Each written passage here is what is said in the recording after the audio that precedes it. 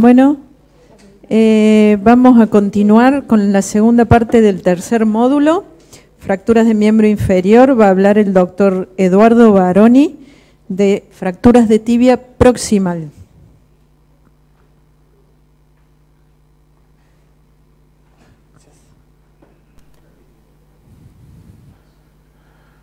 Bueno, vamos a seguir entonces fracturas proximales de la rodilla, en este caso proximales de tibia. Las epifisiolisis de la tibia proximal son poco frecuentes y corresponde al 1% del total de las fracturas fisarias, con una edad de presentación entre los 8 y 15 años con mayor frecuencia. Tener en cuenta, como habíamos visto hoy, el fémur, la fisis tibial proximal aporta el 60% del crecimiento total de la tibia. Otra de las cosas que se tiene en cuenta es la relación cercana con la arteria poplitea. El mecanismo de producción puede ser por mecanismo directo, a través de, puede ser un choque automovilístico, por traumatismo indirecto, donde las fuerzas, por traumatismo forzado, ya sea en varo o en valgo, o por traumatismo indirecto. Esto hace que la hiperextensión brusca del cuádriceps puede llegar a tener lesiones o complicaciones, tanto arteriovenosas. Con respecto a la clasificación, utilizamos la clasificación de Salter y Harris, que la divide en 5 tipos. De la tipo 2, que generalmente son las más frecuentes, generalmente con tratamiento incruento, al tipo 3 y 4, que son las que requieren mayor tratamiento quirúrgico, ya sea el tipo 3, donde agarra es más frecuente que pase el trazo de fractura a través del platillo externo, o las tipo 4, donde puede comprometer tanto el platillo tibial externo e interno, que son las de peor pronóstico. La clínica, tener en cuenta la deformidad de la rodilla, la posición en semiflexión, la extensión limitada. Con respecto al tratamiento, las sin desplazamientos, utilizamos la inmovilización, tener un seguimiento estricto por la inestabilidad en las tipo 1 y 2 desplazadas, reducción e inmovilización. Realmente hay veces que se utiliza un yeso curopedio entre 4 a 6 semanas, y las tipo 3 y 4, que son las que requieren una reducción cruenta, estabilizando la fractura, y muchas veces requieren la artrotomía exploradora. Las tipo 1 son las de mejor pronóstico, realmente muchas veces puede pasar inadvertido. Vemos a los 20 días cómo se observa el callo de fractura, la evolución a los 5 meses, prácticamente sin secuelas. Las tipo 3 generalmente se producen por un valgo forzado, donde el trazo vertical ocurre a nivel del platillo externo. Vemos la tomografía computada, la resonancia magnética, donde observamos el compromiso a nivel del platillo externo, la configuración 3D. En ese caso se hace la estabilización. A través de la artroscopía se ve realmente si hay algún tipo de lesión a nivel del menisco de las partes blandas.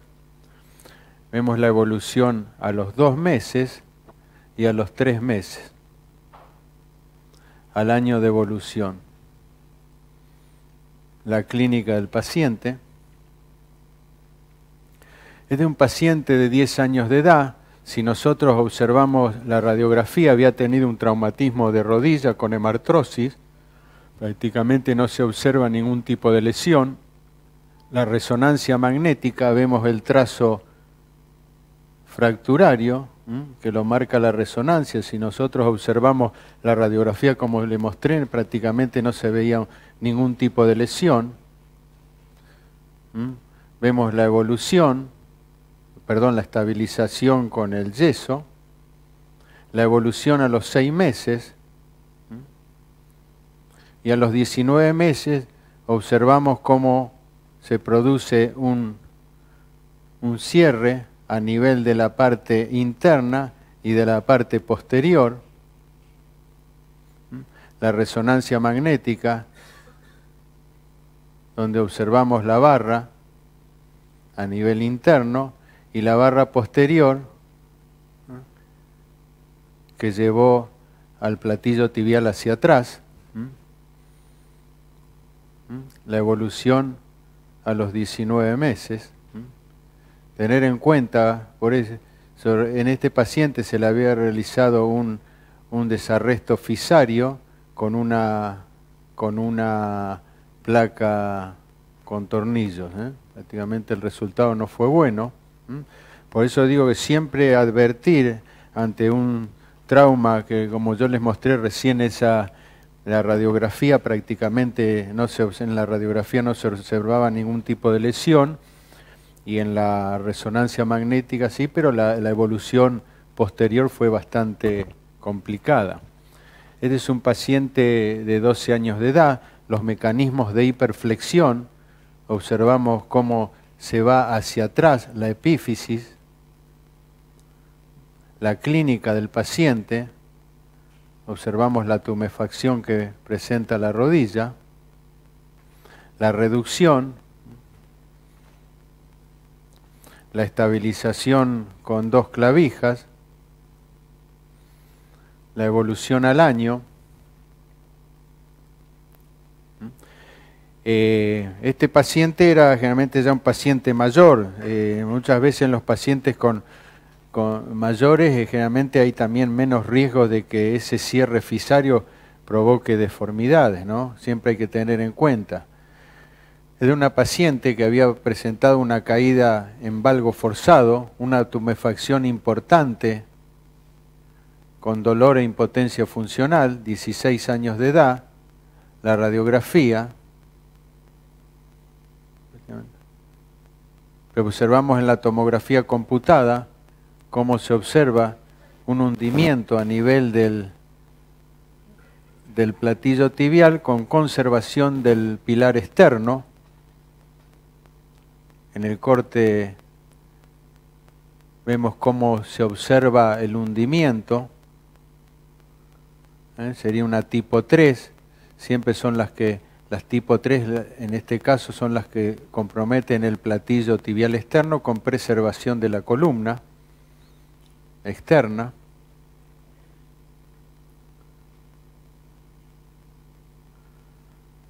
Intraoperatoriamente vemos la inestabilidad externa que presenta el paciente, o sea, realmente ese hundimiento del platillo hace que tenga esa inestabilidad externa.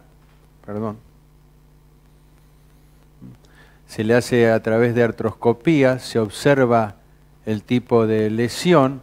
Acá tenemos una imagen donde prácticamente el menisco externo se hundía en esa depresión. Se le hizo una ventana a nivel del platillo, por debajo, del platillo tibial externo.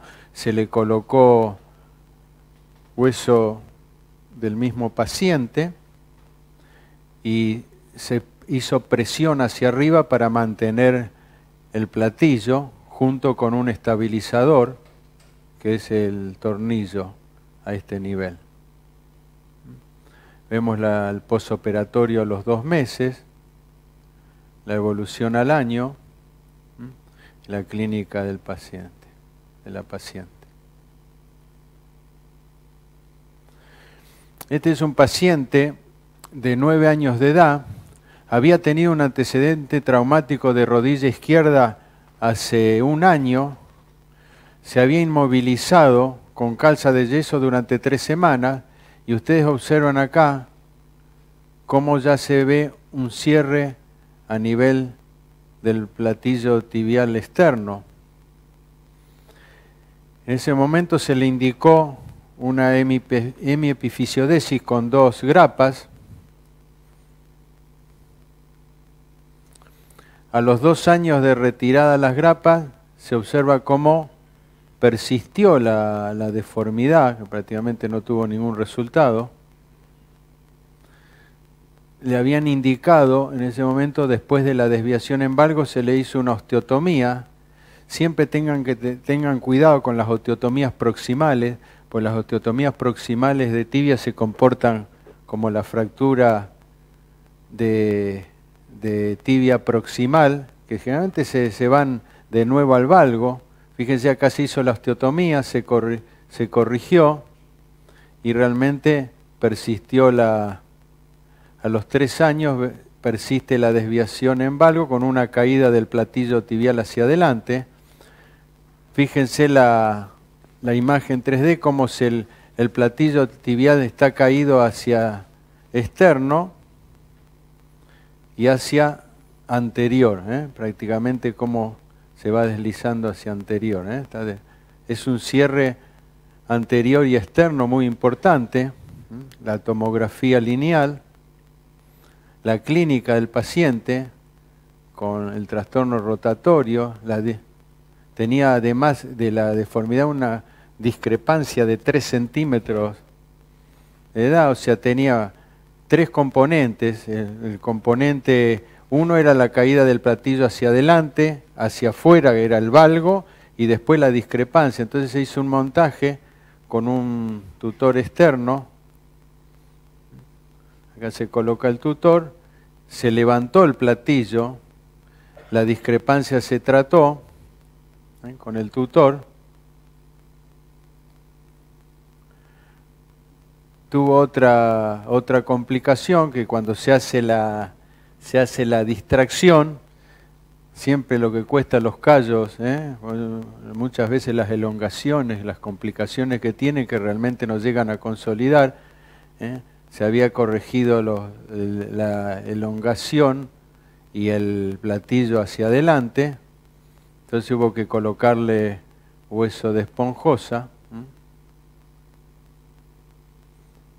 Y se corrigieron realmente 2 componentes. El que faltó corregir, o sea, la discrepancia fue tratada por la elongación, el platillo que estaba caído hacia adelante y faltó corrección con respecto al valgo. Es menor, la rotación también fue corregida. Generalmente también unas fracturas que parecen que realmente son poco importantes, a edades pequeñas realmente traen mucho tipo de complicaciones.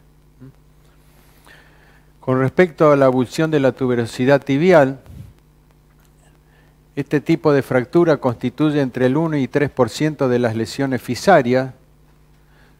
Generalmente se presentan en adolescentes masculinos, con o sin lesiones de partes blandas que acompañan, y puede haber factores predisponentes. La edad de presentación más frecuente es entre los 13 y 16 años, y lo que decía con respecto a los antecedentes, estos discutidos, si hay antecedentes de enfermedad de Osgood-Schlatter. El mecanismo de producción, la fuerte contracción del cuádriceps, luego de una resistencia, produce la abulsión del tubérculo anterior de la tibia. Hay distintas clasificaciones, de las más usadas es la de Watson-Jones, después Ogden la clasificó de estos 3 tipos en subtipos, A, B, el segundo 2, la 2B y 2A, y la 3A y 3B.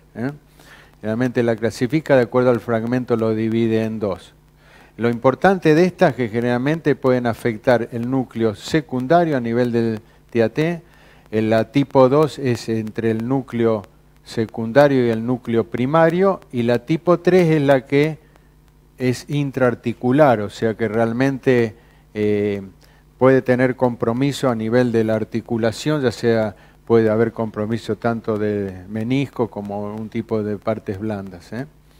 Y otra de las cosas que hay que tener en cuenta que son fracturas que producen una importante tumefacción de partes blandas, se presentan con rótula alta y sobre todo impotencia funcional.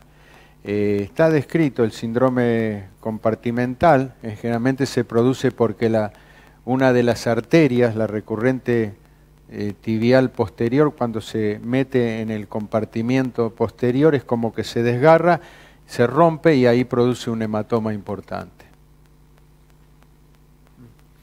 Con respecto al diagnóstico, la radiografía de perfil es demostrativa. Esta sería, como les decía, un tipo 3, y lo que siempre hay que tener en cuenta, que son intraarticulares, que muchas veces pueden tener algún otro tipo de lesión. Y la resonancia magnética realmente nos brinda, sobre todo para evaluar las partes blandas, a ver si hay algún tipo de lesión.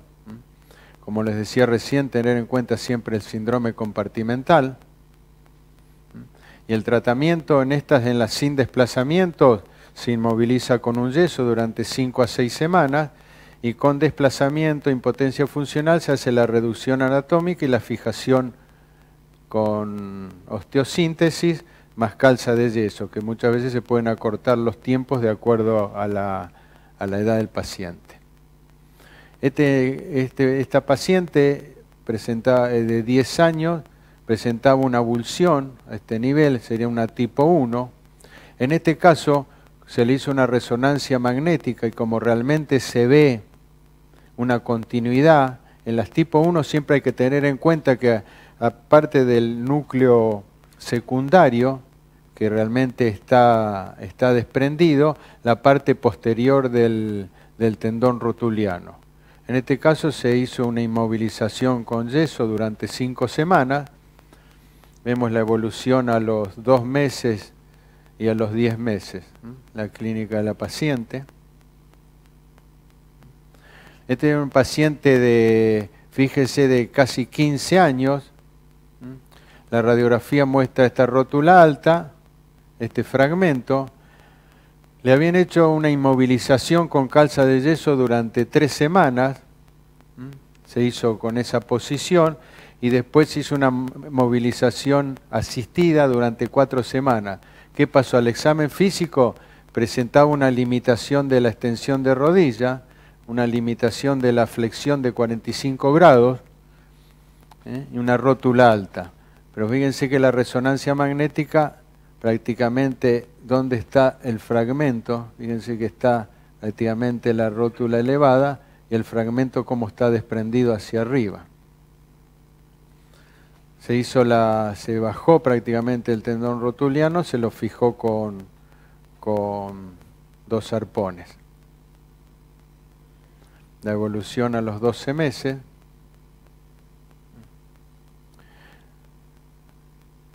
Este es otro paciente de 15 años de edad. Había presentado un traumatismo importante de la rodilla izquierda jugando al rugby. Como les mostraba siempre, es importante la tumefacción de partes blandas, la impotencia funcional, prácticamente cómo se desprendió. En este caso sería también una tipo 3. Acuérdense, como les decía hoy, las tipo 3 son las que son intraarticulares. En este caso, que de acuerdo a la otra clasificación, es las que la dividían en 2 fragmentos. Esta es la resonancia del mismo paciente. Fíjense el gran compromiso de partes blandas que tiene, cómo observamos el tendón rotuliano elongado. Este también tenía una inserción ahí del ligamento cruzado, como prácticamente ese fragmento comprometía ahí. Se hizo la reducción, la estabilización, el posoperatorio inmediato se lo fijó con tornillos, evolución al año.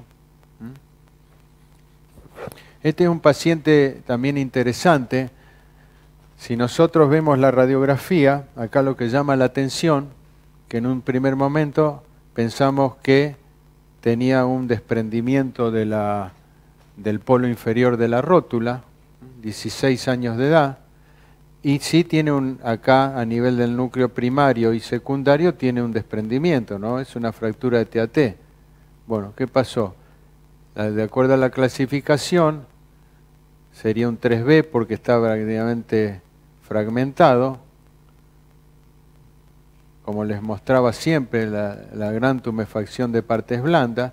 Y fíjense, lo que realmente tenía ese fragmento era que estaba enrollado y el fragmento del TAT se había acercado prácticamente a la rótula. Como son fracturas por abulsión, donde la contracción importante del cuádriceps hace que prácticamente se eleve todo y el fragmento, fíjense, este fragmento sería el TAT, o sea, no era la rótula. Si ustedes ven cómo está enrollado, esta parte estaba enrollada y estaba en esa zona. Realmente eso uno se dio cuenta, no tenía la resonancia magnética, se dio cuenta en el intraoperatorio, ¿no? En ese caso se estabilizó el fragmento primario ahí y el secundario, el núcleo secundario y el primario. La clínica del paciente.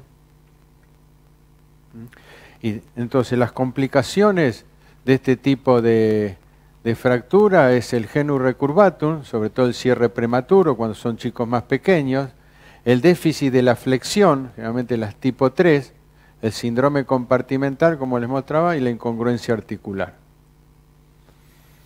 Este es interesante, también un paciente que había tenido una fractura de TAT.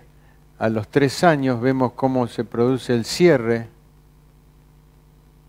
del cartílago con el recurvatum a nivel de la tibia, la clínica del paciente. En ese caso se elevó el platillo, se le colocaron unos injertos de cresta. Acá vemos el pre y el post, cómo se elevó el platillo. Ahí vemos los injertos y la evolución al año. Muchas gracias.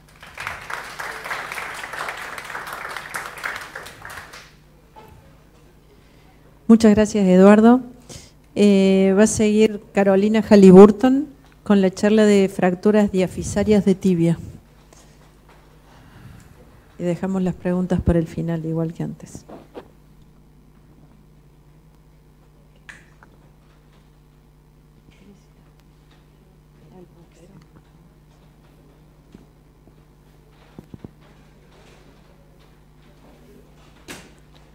Bueno, excelente la presentación del doctor. Estas fracturas que me tocan a mí son muchísimo más simples de lo que acaba de mostrar Eduardo, que realmente creo que fue una excelente presentación y tienen muchísimos casos. No son fracturas frecuentes esas, así que espero que la hayan, digamos, véanla de vuelta porque realmente es muy buena esa casuística. Estas fracturas son mucho más simples, pero también son mucho más frecuentes, ¿sí? Recuerdan que les dije que la de cadera era rarísima, en cambio la diafisaria de tibia va a ser muy frecuente y tienen que saberla, es importante porque cuando estén de guardia va a venir. Es el 15% de todas las fracturas pediátricas y de los huesos largos va después del antebrazo, ¿sí? Está antes del fémur que dio Victoria, entonces es muy importante. Y de las que genera internación, es decir, nosotros no vamos a generalmente internar un antebrazo, no es tan común, pero después del fémur es la segunda fractura que genera internación en pediatría, ¿sí? Siempre va a ganar el sexo masculino, por lo que dije antes, por lo mismo, por la mayor actividad, y bueno, cuando vengan pueden ser fractura de tibia aislada o asociada a fractura de peroné. Si vamos a hablar de diáfisis, sacando todas las fracturas de las cuales habló el doctor recién, podríamos dividirlo en 3 tercios, que es lo que en todos los libros ustedes van a ver.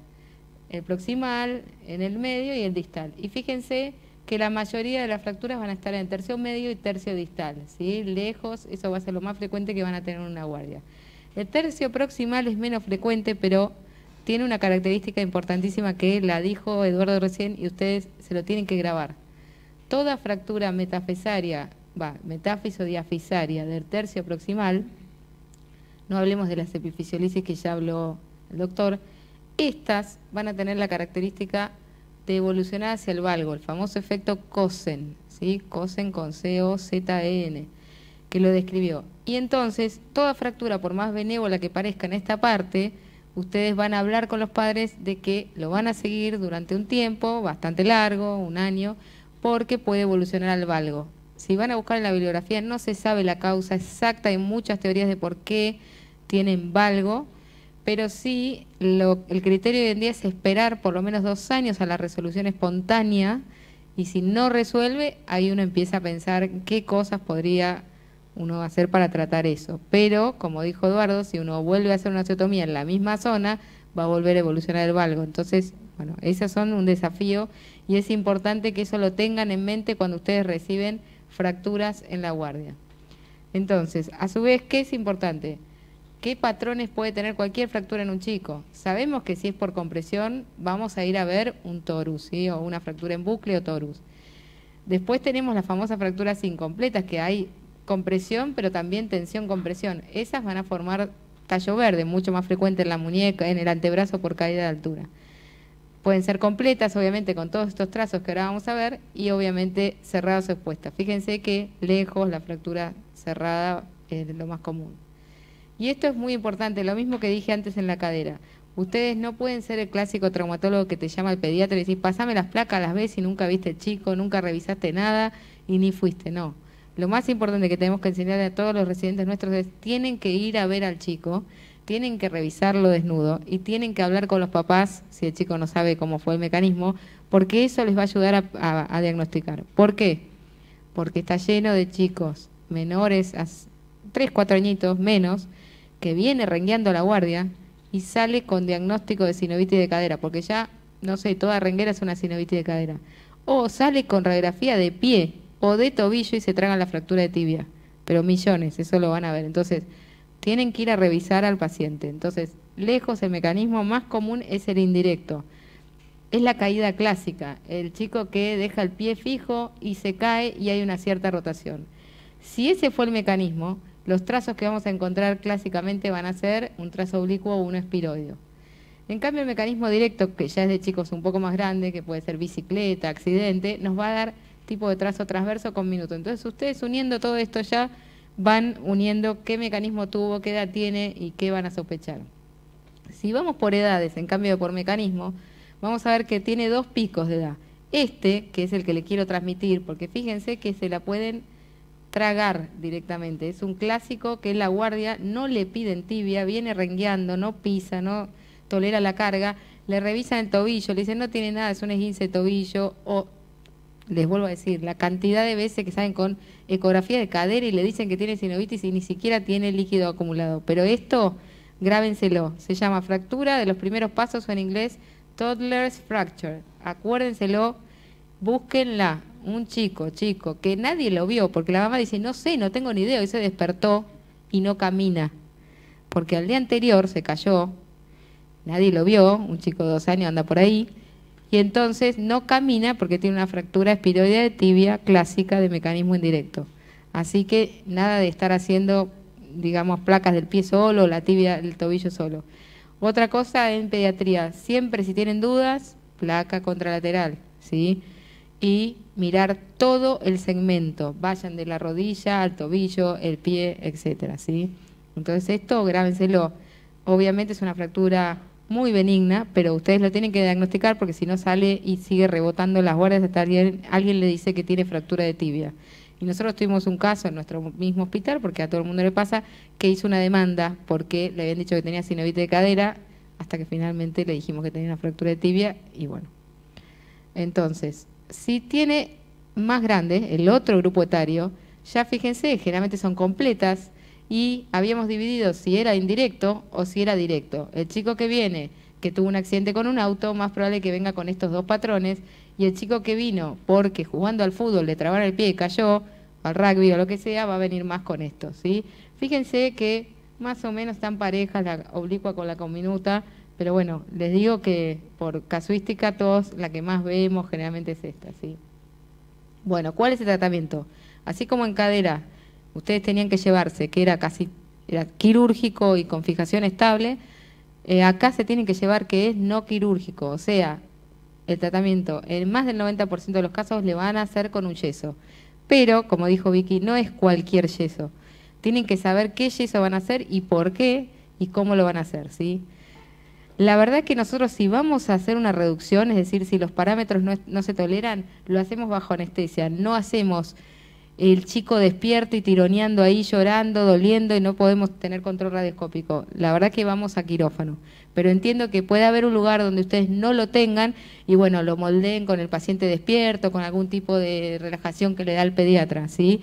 Pero en lo ideal, si lo tienen que reducir, van a ir a un lugar donde tenga anestesia y radioscopía. ¿Qué yeso van a hacer? un yeso largo, ¿sí?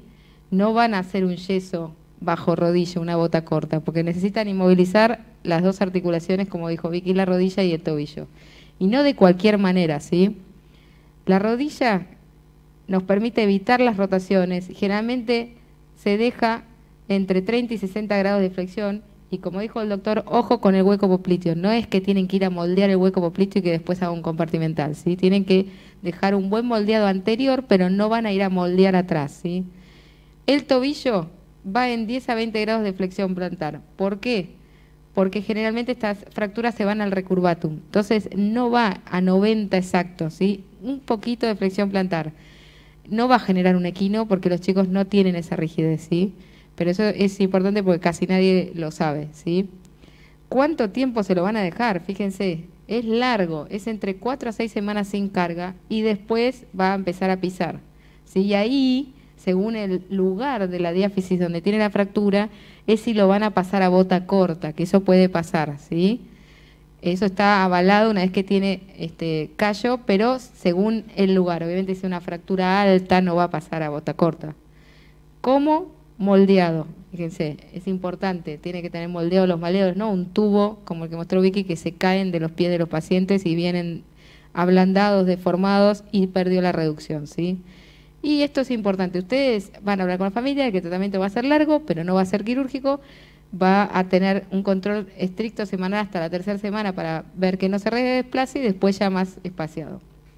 Entonces, ¿qué van a considerar? ¿Qué le puede pasar a esta fractura? Se puede angular, se puede rotar, puede tener acortamiento, ¿sí? Entonces, eso es fundamental. Ustedes van a estar pensando en estas tres cosas para hacer el yeso. Ya dijimos que siempre rodilla, porque si no, no van a poder manejar la rotación. Obviamente, eso en quirófano o, digamos, bajo radioscopía van a controlar la reducción. Y lo mismo van a controlar el acortamiento. Para esto también hay criterios que sí están publicados, como para fémur, como mostró Vicky, de qué vamos a tolerar según qué edad. Esto en la mayoría de los lugares es lo que se tolera para menores de 8 o mayores de 8. Fíjense, varo valgo, 5, varo 10, después baja 5, angulación anterior, posterior, que es el recurvatum, acortamiento, fíjense que es 1 centímetro o menos, 5, y rotación casi nada, ¿sí? Porque no remodelan la rotación. Entonces, como concepto, la clásica fractura, ven que viene a la guardia, tiene un trazo espiroideo o oblicuo, ustedes tienen que llevarse que este es el tratamiento adecuado, un yeso largo con una reducción adecuada, controlarlo bien de cerca y van a tener un adecuado resultado, ¿sí? No se olviden de esto. ¿Qué pasa si pierde reducción en el medio del camino? Podemos usar cuñas. La verdad que cada vez se usan menos, y yo lo digo, pero en el italiano las usamos poco, pero bueno, es lo que corresponde y lo que se debe enseñar, que si el paciente pierde reducción, uno puede seguir en ese camino de yeso, siempre y cuando uno tenga al paciente una vez por semana, detecte la pérdida de reducción y lo corrija. Eso es lo importante, no decirle, venía a las 3 semanas que veo, porque ya pegó con varo, con recurvatum, con lo que sea, ¿sí? Eso ahí. Ahora, ¿qué pasa cuando no le podemos poner yeso? Porque a veces hay. ¿Cuáles son estas contraindicaciones? Que tenga un politrauma, entonces haya que moverlo rápido, no pueda estar con yeso. Que tenga riesgo de síndrome compartimental, porque ya venga con una importante inflamación o con lesiones de partes blandas, obviamente fractura expuesta. Intolerancia al yeso, ¿a qué se refiere? Y a veces hay pacientes que por algún tema familiar o de higiene o de lo que fuera, no nos permite tratarlo con yeso. Una rodilla flotante. O, obviamente, hicimos yeso, pero el yeso ya no mantiene una reducción por más que hicimos lo que hicimos. Entonces ahí ya podemos pensar en un tratamiento quirúrgico. Las tres grandes opciones, por así decir, tutor, como dijo Vicky, ya casi, excepto las fracturas expuestas, obviamente, con lesión de partes blandas, si no, no la van a elegir. Lejos, el tratamiento como el fémur, estándar, por así decir, es los clavos, pero también tienen un cierto lugar, podrían tener la placa y tornillos, aunque mucho menos que en el fémur, ¿sí? Así que llévense que casi todo va a ser eso, ¿sí? De los clavos ya habló Vicky, pero bueno, es importante, no importa cuál sea la marca, saber que son clavos elásticos, que lo importante de estos clavos es este patín que ven en la punta, esta forma, que lo que permitió es deslizarse por la cortical sin falsas vías. Entonces ese fue el diseño, bueno, más allá de que vengan de colores, de distintos anchos, siempre van a tener esto en el diseño. Entonces, ustedes van a haber hecho un estudio, como siempre, una planificación prequirúrgica. Si pueden, van a medir el canal en la placa, si es digital y si se puede medir, de cortical a cortical de la parte endóstica, para ver ya ustedes qué diámetro tienen y qué clavos piensan usar, que son 1/3 del diámetro del canal, lo mismo que dijo Vicky, y en la configuración clásica son 2 clavos, ¿sí? Con 3 puntos de apoyo. Entonces ahí tienen el instrumental clásico que va a venir en la caja, el punzón para inicial, el mango, eso es para, no se usa habitualmente, generalmente se les enseña que no se debería martillar un clavo, sino introducir de manera manual, el impactor, bueno, todo lo que viene en la caja, ¿sí? ¿Y qué van a elegir? Bueno, un punto, los clavos siempre se pueden ingresar anterógrados o retrógrados, ¿sí? En fémur la técnica clásica es retrógrada, como mostró Vicky. En cambio en tibia la técnica más usual es anterógrada, entrando por fuera de la fisis de la TAT, obviamente, ¿sí? Fíjense la entrada, porque eso es lo que ustedes no tienen que lesionar. Se tienen que vendear igual que dijo Vicky en C, y uno tiene que intentar que el punto de apoyo sea la entrada, la fractura y abajo donde se impacta, ¿sí? Es lo mismo, no lesionar obviamente la fisis, que sea el apoyo en 3 puntos, y ahí tenemos el tratamiento. Lo mismo que se dijo en fémur, hay que, digamos, según el hospital, pero no está también tan claro, serían para pisar inmediatamente y no usar yeso. Pero, vuelvo a lo mismo, si el paciente es muy chiquito y uno, por el manejo, hemos hecho clavos con yeso a la salida del quirófano. Así que eso, cualquier traumatólogo infantil se los va a decir, ¿sí? En cuanto a placa y tornillos, la verdad es que pocos casos, ¿sí?, que uno tenga que utilizar eso. ¿Por qué? Porque creemos que, excepto que los pasemos muy submuscular, pero ahí en la tibia es más difícil, vas a desperiostizar, tampoco le vas a dar carga inmediata, generalmente terminamos retirando porque puede tener fracturas en las zonas que no están protegidas. Entonces la realidad es que no es nuestra primera elección ese tratamiento, ¿sí? Y en general no se usa tanto en tibia, sí puede ser más en fémur. Y como último detalle, esto lo muestro solo, como hablábamos recién con Vicky, es una experiencia del hospital italiano, no es algo que se tienen que llevar como un tratamiento que ya está estandarizado, porque es una experiencia que nosotros estamos haciendo en ciertas fracturas en donde creemos que con un paciente grande y con el clavo elástico quizás no podemos manejar tanto la rotación o la reducción. Hicimos una casuística con estos tornillos percutáneos en donde no desperiostizamos y lográbamos controlar estos aspectos, y por ser una fractura más estable y en tercio medio o inferior, podíamos usar un yeso corto y evitar que el paciente tuviera, si es un adolescente bastante grande, alguna rigidez de rodilla. Bueno, nos fue bien con esos pacientes, han remodelado y hemos sacado la osteosíntesis siempre, ¿sí? Pero salen sin pisar. Esto es a modo de mostrarles algo del hospital, ¿sí? Ahí ven cómo finalmente remodela y bueno, consolida. Entonces, como última consideración final, es que ustedes siempre van a tener éxito si siguen los criterios que ya están publicados. Lo mismo en fémur, lo mismo que dijo Vicky. Si ustedes saben que su fractura está dentro de los valores tolerables, el tratamiento va a ser adecuado con el yeso. Si su fractura no está dentro de los valores tolerables para la edad, vayan e intenten hacer una cuña o lo que sea para no someter a una cirugía al paciente, porque generalmente tiene buena evolución. Y si eso no lo pueden hacer, bueno, ya van a tomar ustedes la decisión adecuada. Bueno, muchas gracias.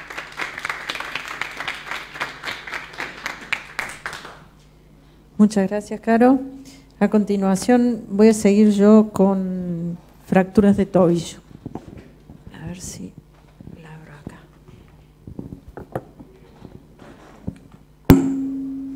Perdón.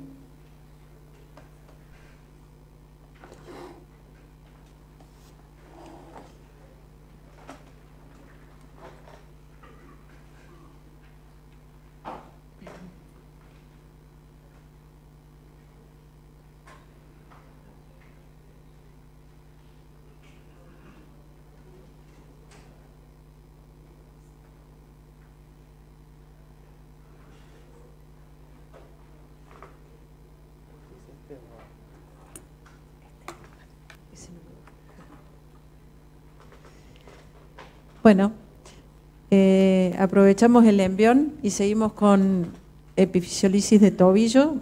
Saben que la mayoría de las fracturas de tobillo afectan el cartílago de crecimiento, así que en general hablamos de epifisiolisis de tobillo. La incidencia de las epifisiolisis de tobillo es más o menos del 4% de las lesiones de tobillo y son casi el 25% de las lesiones fisarias, son bastante frecuentes. La importancia que tienen estas fracturas es que pueden comprometer el cartílago articular, el cartílago de crecimiento, y en el cartílago de crecimiento es lo más importante porque nos puede dejar de secuela una barra fisaria. Y las barras nos dejan acortamiento, deformidad angular o las dos cosas juntas. Entonces, esto es un esquema de lo que es el cartílago de crecimiento. Está bueno que repasen un poco cómo está formado el cartílago de crecimiento, cómo va de la epífisis. Bueno, justo el tobillo estaría al revés, ¿no? Disculpen. Pero de la epífisis tenemos la zona de reserva, la zona germinativa, la zona proliferativa, la hipertrófica, y después la zona de formación ósea primaria, que es la que se da más cerca de la metáfisis. Y esa estructura histológica es importantísima porque dependiendo de qué parte del cartílago afecta la fractura, si nos va a dar secuela o no en cuanto al crecimiento, ¿sí? También es sumamente importante tener en cuenta la anatomía. Todos conocen la anatomía del tobillo, no la vamos a revisar, pero sí sabemos que en los chicos el ligamento suele ser mucho más fuerte que el cartílago de crecimiento, por lo cual los esguinces son muy raros y las fracturas epifisiolisis son mucho más frecuentes. Tenemos que acordarnos de los huesos accesorios o centros de osificación secundarios, como el os subtibial o el subperoneo, y no confundirlos con fracturas. Esto lo voy a pasar porque la historia de la clasificación no les interesa, pero como bien mostró Eduardo hace un rato, la base de la ortopedia infantil y de la clasificación de las fracturas fisarias es la de Solter-Harris. Todos la conocen, la 1, la 2 con espícula metafisaria, la 3 que va hacia el cartílago articular, la 4 que atraviesa toda la fisis y la 5 que es el aplastamiento. A esta clasificación clásica en el tobillo, bueno, en todas las fisis, se suma la tipo 6, que fue llamada, la describió Rang, y es la lesión con pérdida de sustancia, pérdida de cartílago de crecimiento y de epífisis y metáfisis. Y esta fractura es muy rara, es la menos frecuente, pero es la que tiene más índice de complicaciones y lo tenemos que saber en el momento de recibir este paciente. La clasificación que se usa hoy en día es la de Díaz y Tachian, que es una asociación de la posición en la que está el pie en el momento en que recibe la fuerza deformante. Entonces, si ustedes se fijan, supinación es cómo está el pie, inversión es la fuerza deformante, y es la unión de la clásica clasificación de tobillos que todos conocen con la epifisiolisis. A esta se le suman 3 características que son las fracturas transicionales. Las transicionales se dan en la adolescencia, cuando se empieza a cerrar el cartílago de crecimiento, y por la forma del cierre del cartílago de crecimiento pueden producirse con el mecanismo de un esguince o una torsión. Y estas son la tilo, la triplanar y la fractura de la incisura.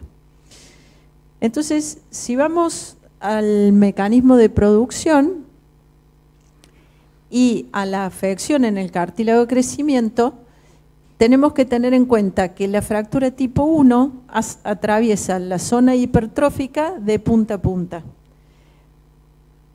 La fractura tipo 2 se va desde la zona hipertrófica hacia la zona de formación ósea primaria, y estas dos son las que tienen menos índice de secuelas.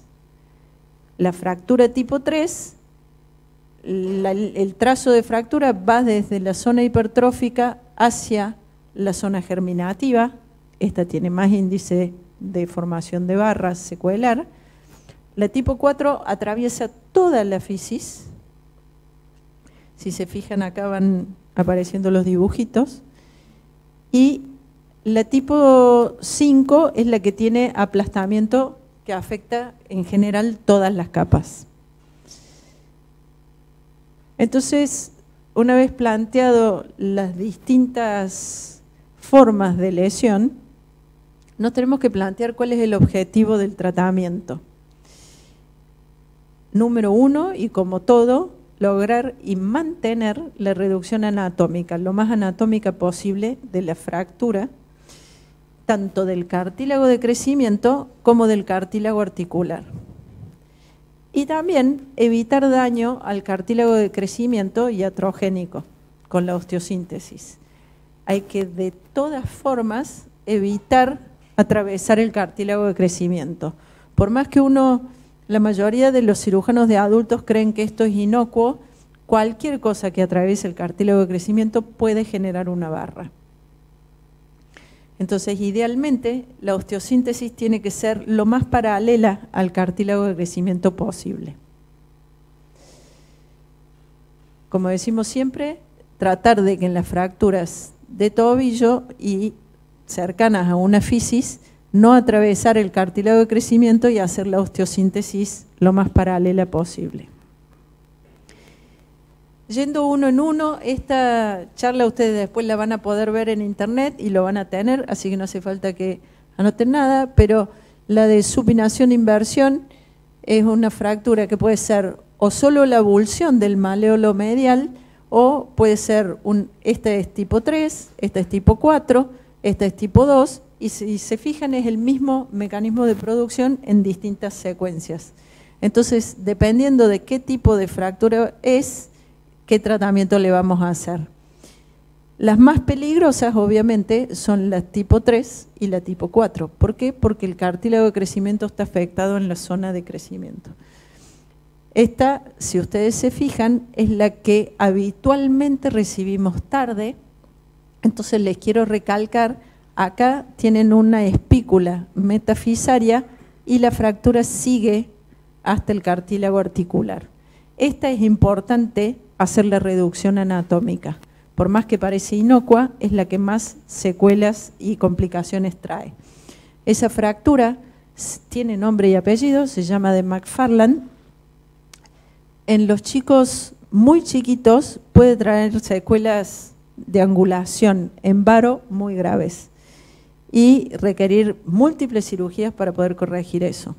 Entonces, esta fractura sí o sí debe hacerse una reducción bien anatómica, viendo el cartílago de crecimiento que esté perfecto, y hacer osteosíntesis de la epífisis y de la metáfisis, si el fragmento metafisario nos lo permite, y el seguimiento tiene que ser hasta el final del crecimiento. La historia natural de esta fractura es hacer una barra fisaria, y si ustedes se fijan, este paciente termina con una barra y un deseje, en cambio este paciente tiene muchas menos chances de hacer una barra. Entonces es importante la estabilización, ¿sí? Pasando la supinación y flexión plantar, esta generalmente suele ser una fractura tipo 2 de la tibia distal y puede estar asociada o no a una fractura del peroné, y suele tener desplazamiento posterior, hay que reducirla. No todas requieren osteosíntesis, yo quizás acá en esta charla les puse más que nada fracturas operadas, pero si uno logra hacer una reducción con la maniobra de sacar la bota y la puede inmovilizar con yeso, y el pronóstico suele ser bastante bueno. Pero cuando no se logra una buena reducción o cuando no es estable, la osteosíntesis es el ideal. Y con solamente un tornillo podemos lograr estabilidad suficiente. Esta otra es bastante frecuente, supinación y rotación externa. Suele ser una Solter 2 de la tibia. Y esta puede ser muy larga, disculpen que estoy con tos, y también puede asociarse o no a fractura de peroné, que suele ser suprasindesmal. Es totalmente factible de... Ay, qué bueno, les puse un ejemplo con yeso. Esta fue tratada con yeso. Esta fractura también la vemos frecuentemente. El mecanismo, bueno, el pie está en pronación y el mecanismo es eversión y rotación externa. Si se fijan, esta es un lindo ejemplo del que no hay que comerse esta fractura, que es la que llamamos tilo. Lo que pasa es que acá está asociada a otras, pero ese fragmento es muy importante de ver de entrada. Es una fractura oblicua corta de peroné, avulsión del maleolo medial y avulsión tipo tilo. Y la lesión obviamente compromete cartílago articular y cartílago de crecimiento en los dos. Esa requiere reducción. Una forma bastante simple es con estos tornillos. Este tiene que ser cortito, fíjense. En este tipo de fractura, una opción que tenemos para osteosíntesis es la banda de tensión. ¿Por qué? Porque la fractura va a este nivel. Entonces, si uno quiere hacer la osteosíntesis paralela al cartílago de crecimiento, no mantiene la estabilidad. Entonces, una opción es o un tornillo muy cortito que no llegue a la fisis o una banda de tensión con 2 clavijas, la clásica. Una cosa que nosotros usamos para las fracturas intraarticulares, que lo estudió uno de los chicos que hizo un fellow con nosotros, es la artrografía intraoperatoria. Nos es muy útil cuando estamos haciendo la maniobra de reducción, inyectar líquido de contraste para ver que se cierre bien la parte articular. Y se las recomiendo, la verdad que es bastante útil.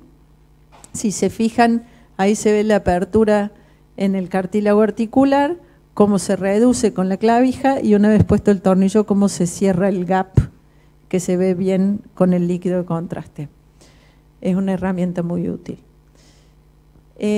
Pasando a las fracturas transicionales, estas les dije se dan en adolescentes, cuando el cartílago de crecimiento se empieza a cerrar. ¿Y por qué se da? Porque el cartílago de la tibia se empieza a cerrar de medial a lateral.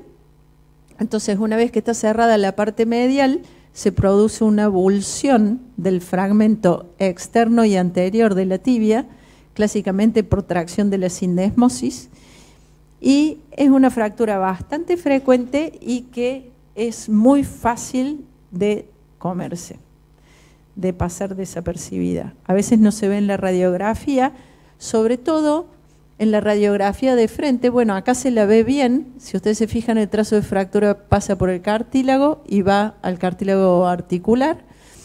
Y en el perfil suele verse mejor, es una avulsión, se desplaza hacia anterior.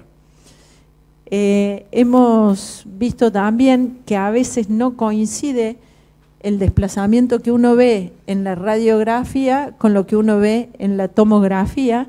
Entonces, en estas fracturas que son dudosas o que uno ve un fragmento articular, a veces es recomendable hacer una tomografía para darse una idea de qué desplazamiento tiene y si requiere o no tratamiento.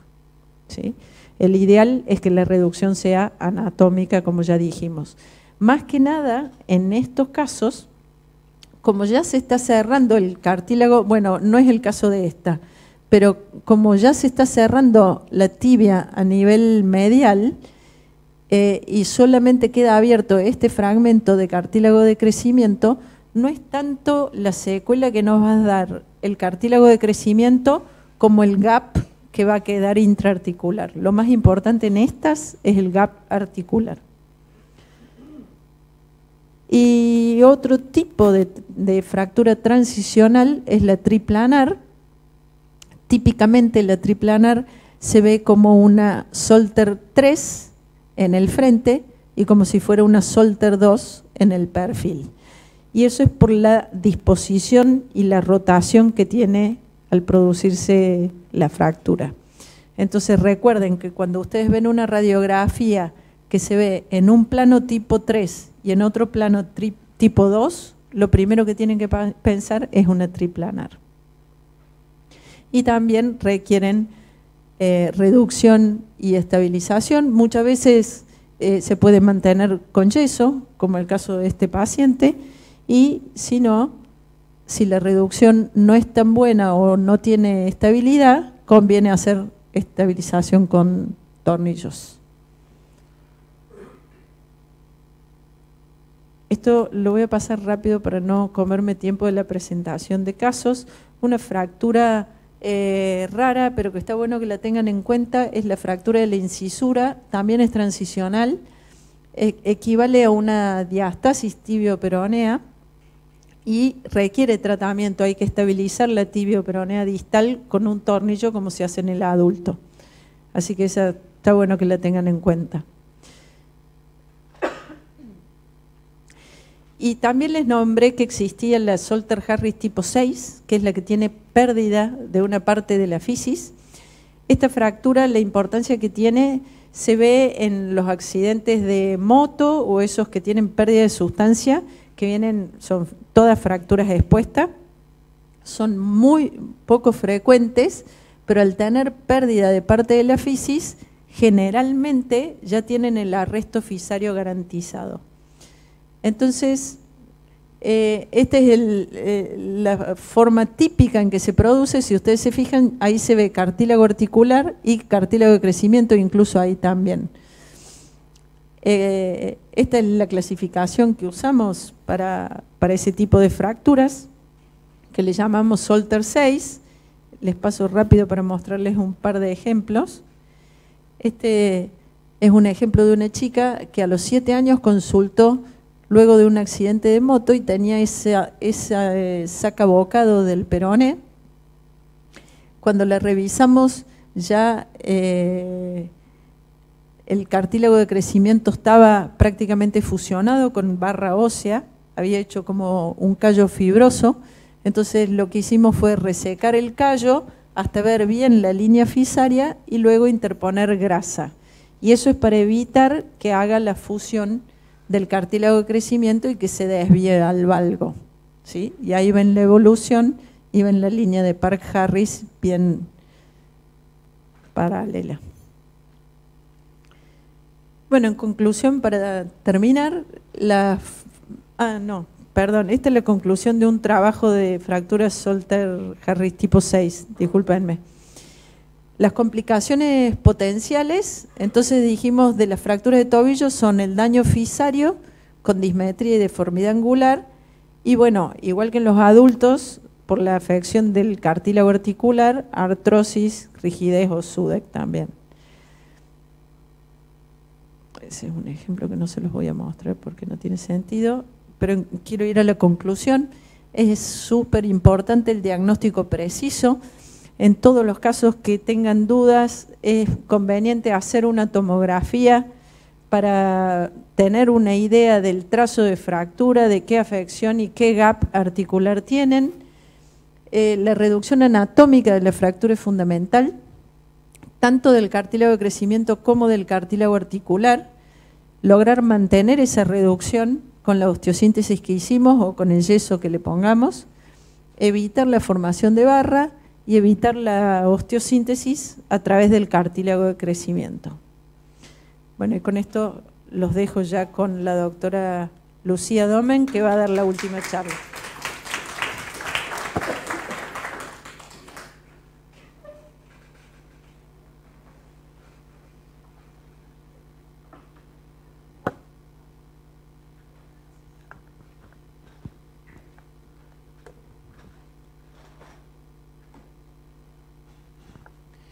Bueno, buenas tardes. Vamos a cerrar las excelentes presentaciones de hoy, la verdad, muy completas, muy variadas, con una gran riqueza de casos, con una presentación de la parte más terminal del miembro inferior, que es el pie, en la que por ahí la complejidad de la patología pasa básicamente por la presunción diagnóstica Así que hacia ello vamos a apuntar. El pie es una estructura absolutamente compleja que tiene 26 huesos, un número no siempre preciso de sesamoideos. Está subdividido, compartimentalizado en 9 compartimentos y tiene una vascularización terminal.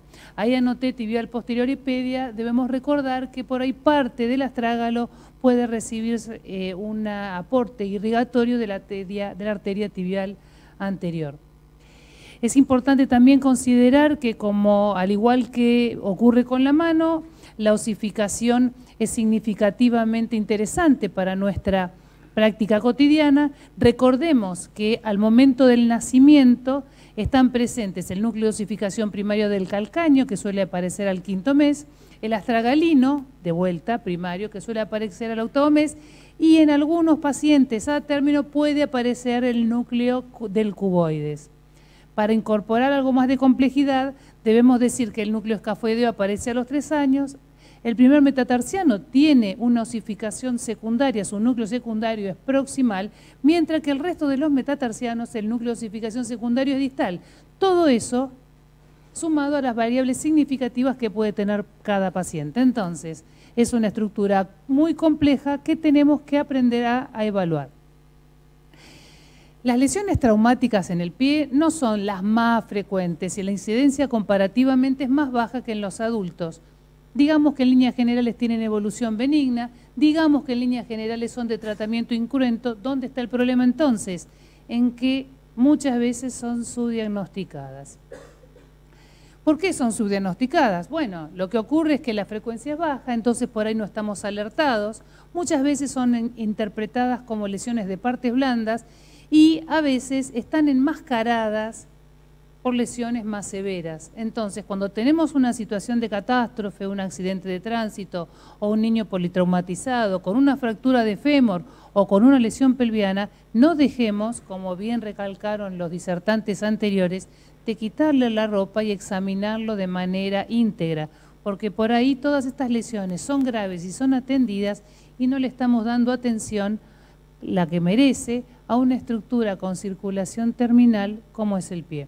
Recordemos que las más frecuentes son las lesiones por aplastamiento y las fracturas expuestas, que indudablemente ameritan un capítulo aparte. Yo voy a hacer solamente un recuerdo, una salvedad con respecto al síndrome compartimental, que lo tenemos presente en la pierna, lo tenemos presente en la mano, pero a veces no lo recordamos en el pie.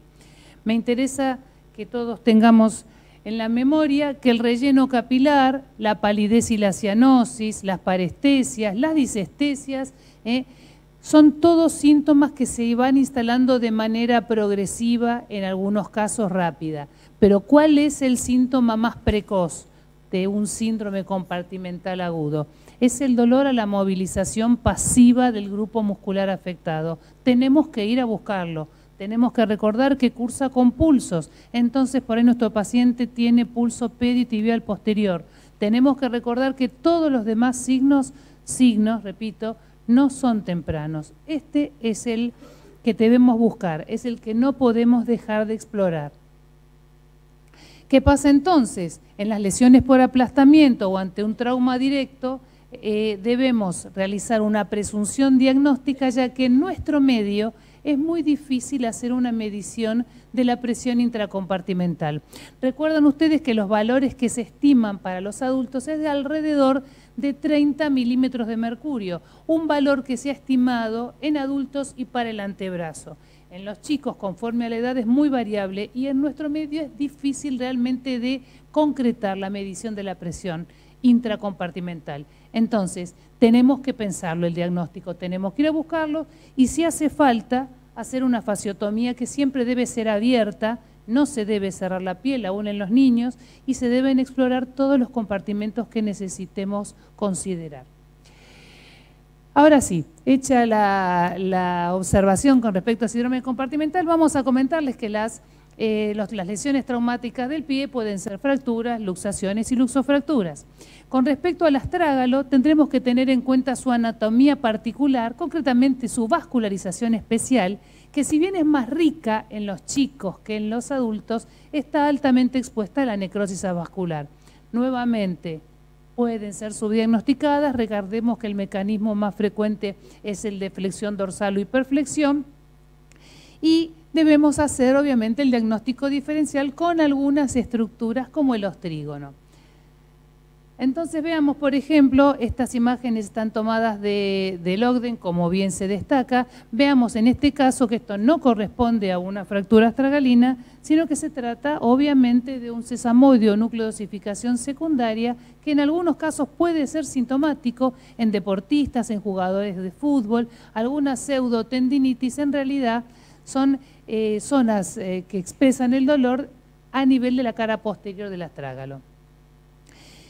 Si bien, repito, en los chicos la lesión más frecuente es la fractura del cuello del astrágalo y repito que la evolución puede ser más benigna que en los adultos, yo les recomiendo, les sugiero, más que recomendar, que conozcan la clasificación de Hawkins, que en algunos casos es muy útil para los adultos. ¿Y por qué me interesa que la conozcan? Porque en realidad viene correlacionada con el pronóstico de necrosis avascular y, por supuesto, enriquece mucho la asociación de la lesión pura del astrágalo con su correlación con las diferentes,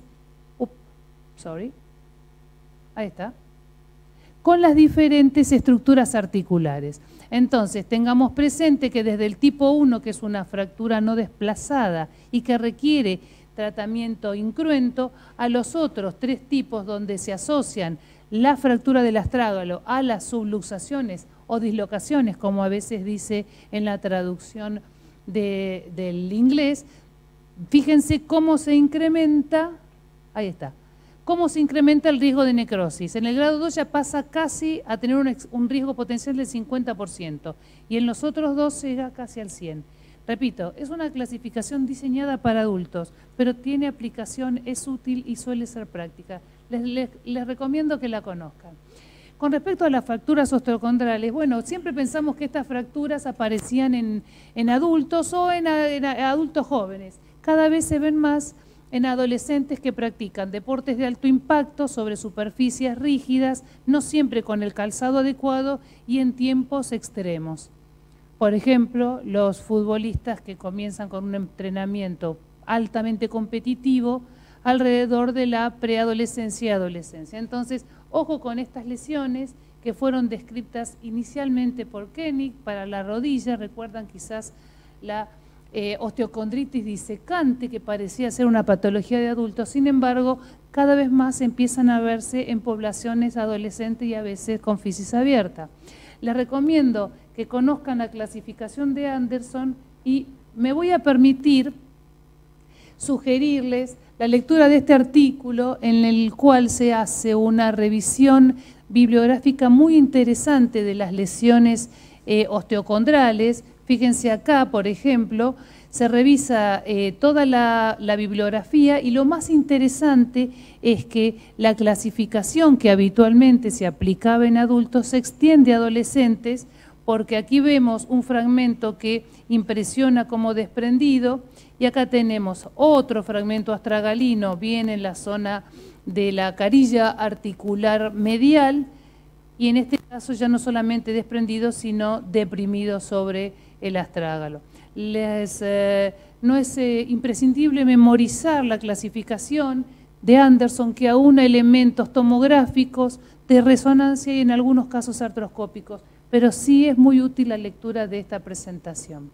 ¿Qué ocurre con el calcáneo? Bueno, el calcáneo también tiene particularidades anatómicas propias, las lesiones suelen ser infrecuentes, suelen ser estables. Entonces, ¿dónde está la complejidad? Bueno, que cada vez vemos más accidentes en vía pública. Los traumas por caída de altura afortunadamente no son frecuentes, pero sí también vemos lesiones por estrés. Y las fracturas por estrés, créanme que si bien son más frecuentes en la tibia, también se presentan en el pie.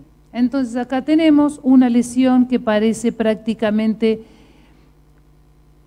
sin desplazamiento, una lesión que a veces si uno no está atento puede ser subdiagnosticada y que en algunos casos requiere una estabilización Como siempre, las estabilizaciones se trata de que sean económicas, es preferible que siempre las reducciones articulares, como en este caso, sean reducciones anatómicas. Si se puede, si se cuenta con las posibilidades, lo óptimo es que las reducciones cuenten con elementos de estabilización rígida para que permitan la movilización temprana, y si no fuese así, una clavija puede ser menos cruenta, acompañado de la inmovilización enyesada correspondiente. Muy bien, a ver.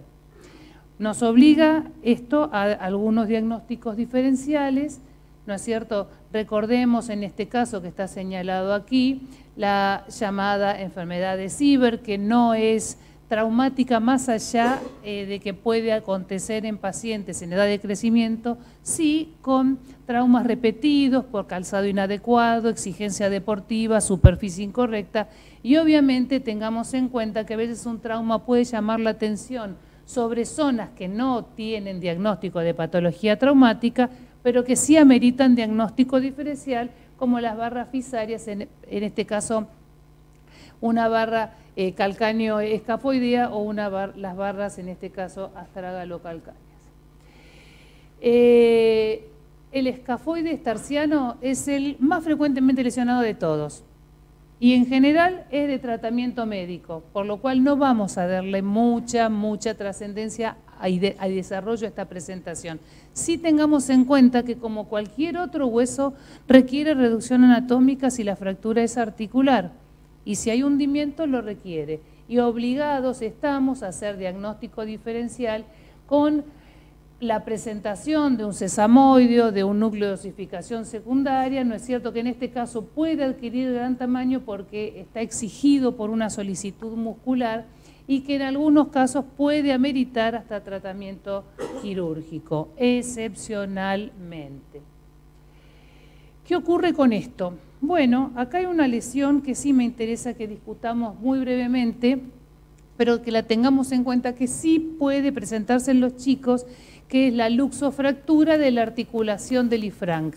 En muchos casos tenemos la fractura definida como tal, la fractura de la base del primer metatarsiano y la luxación del resto de los metatarsianos, o su versión sucedánea, que en algunos casos puede no cursar con fractura y sí tener luxación de todos los huesos.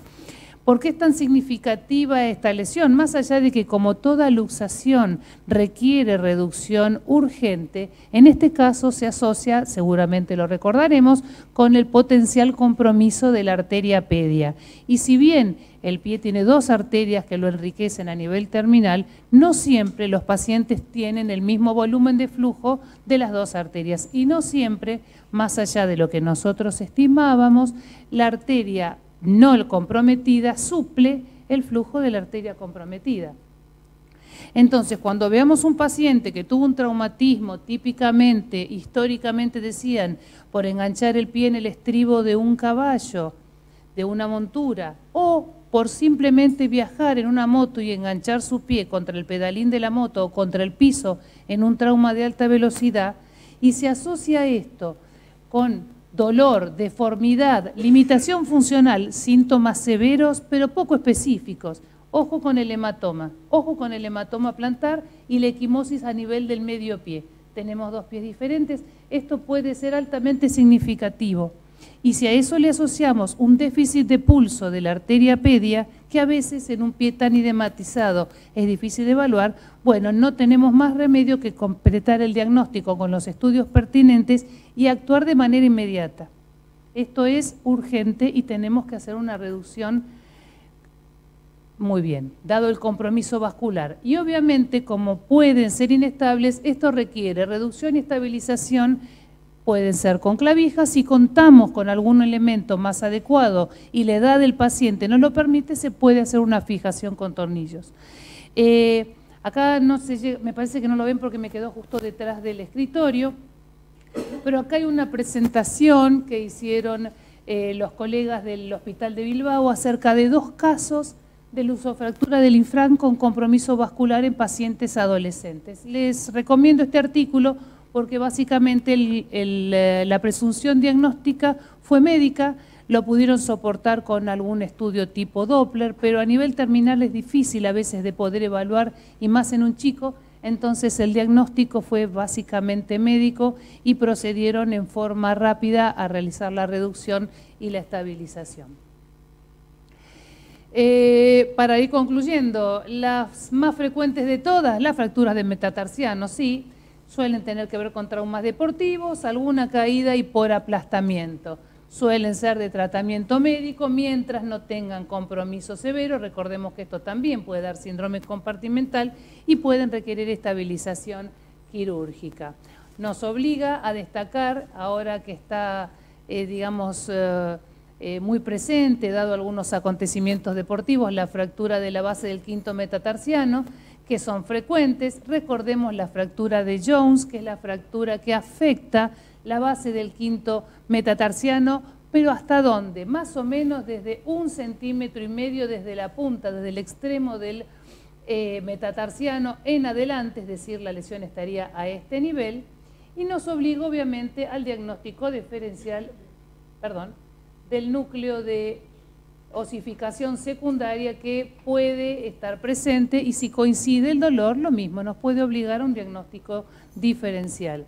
Tengamos en cuenta entonces, por la frecuencia y sobre todo en futbolistas, que la fractura más distal es la avulsiva pura por tracción de la inserción muscular. En la zona de más o menos 1,5 centímetros es la llamada fractura de Jones, y el resto desde ahí en el tercio medio puede ser traumática, pero también puede presentarse como consecuencia de una fractura por estrés.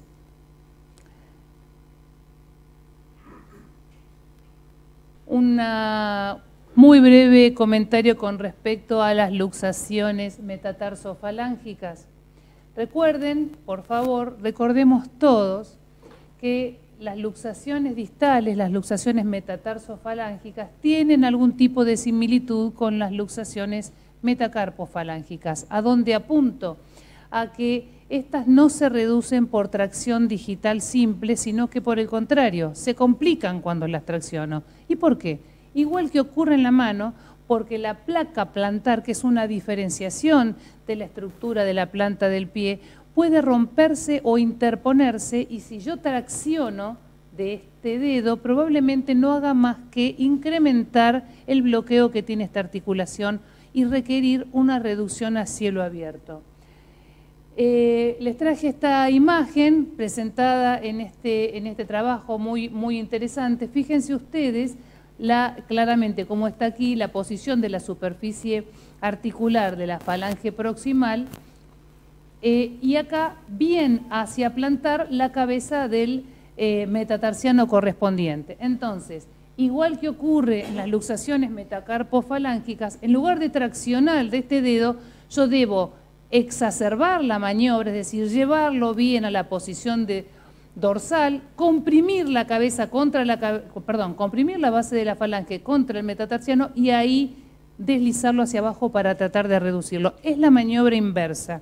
Es muy probable que cuando este paciente llegue a la guardia, igual que ocurre con la mano, todo el equipo de rugby ya tiró de ese dedo y está bien clavadito en la posición incorrecta, pero no lo hagan ustedes. Y si es irreductible, tendremos que proceder a una reducción a cielo abierto en la guardia porque es una urgencia. Muy bien. A ver. Las fracturas de la falange no suelen revertir complejidad, al igual que las luxaciones. Sí tengan en cuenta que las luxaciones interfalángicas, esas sí se pueden reducir por tracción simple y si la complejidad está en su inestabilidad. Breve mención a las fracturas por estrés, que pensamos que los chicos no son víctimas de estas lesiones. Tengan en cuenta que sí, que se ven igual que en otras poblaciones en la tibia, pero sobre todo en el segundo y quinto metatarsiano, en jugadores de fútbol, en patinadoras, en gimnastas del tipo de la gimnasia deportiva, y en algunos casos tenganla presente como diagnóstico diferencial porque puede hasta obligarnos a considerar una patología tumoral. Entonces no dejen de tenerlas presentes dentro del bagaje de diagnóstico diferencial. Una última mención para las diferentes tipos de osteocondritis que pueden afectar el pie y que en algunos casos pueden confundirse con secuelas fracturarias. Entonces, Para cerrar esta charla, las lesiones son de baja frecuencia, son subdiagnosticadas, pero no dejan de tener severas complicaciones y secuelas muy significativas. Entonces, ¿qué es lo importante? Tratar de tenerlas presentes, conocerlas, para pensar en ellas, poder diagnosticarlas y tratarlas adecuadamente. Muchas gracias.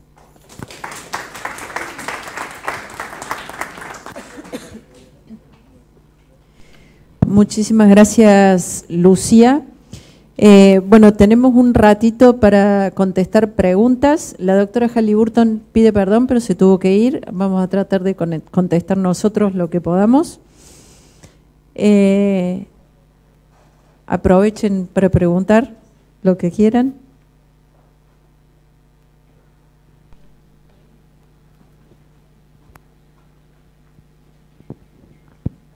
Bueno, la pregunta era para la doctora Domen, sobre la fractura luxación de Lisfranc. Había hablado del pulso pedio.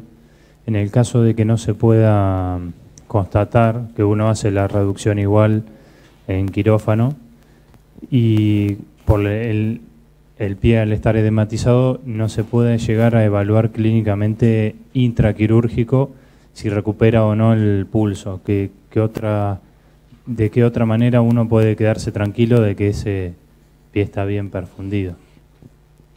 Mira, se supone que hay signos de valoración de flujo, como por ejemplo la coloración de la piel. No estamos hablando de síndrome compartimental.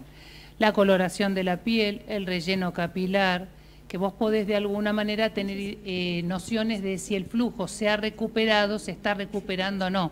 Ten en cuenta, por otra parte, que la arteria no tiene necesariamente que estar seccionada, pero puede sufrir un espasmo, en cuyo caso por ahí la respuesta a la reducción no es inmediata, pero por lo menos en lo que consta en la bibliografía y en la experiencia que yo tengo, cuando vos haces la reducción, el pie comienza lentamente a recuperar los signos de circulación satisfactoria, lentamente, ¿sí? Yo siempre digo en broma, y les aseguro que es cierto, que los traumatólogos le tememos mucho a la complicación vascular. Bueno, en broma, en serio, yo cuento que me casé con un cirujano vascular para evitar ese tipo de inconvenientes. Alguna vez lo hemos tenido que llamar, pero no nunca para una Lisfranc. Vos asegúrate que le hagas una reducción y que quede estable. Y dale unos minutos de observación, que no se ponga ansioso el anestesista, no te pongas ansioso vos tampoco, no es un chico para meter adentro de un yeso cerrado. Entonces las clavijas si le colocas clavijas te tienen que dar confianza y estabilidad. No podés volver a las 3 horas porque otra vez el pie se puso pálido.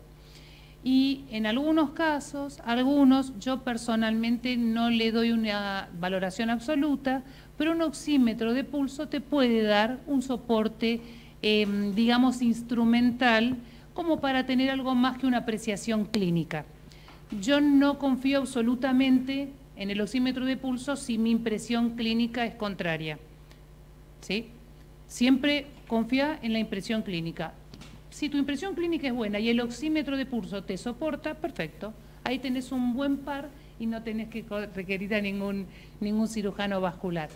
De cualquier manera, si no se recuperara, no está de más considerar la opción de una exploración o al menos una fasciotomía. Para agregar, en las Lisfranc nosotros estudiamos nuestra casuística y tuvimos 1/3 de pacientes que requirieron descompresión para evitar el compartimental. Y lo que sí recomendamos es que todos los pacientes estos sean internados y permanezcan por lo menos 24 horas para observación, eso es seguro. Y si hace falta, se descomprime.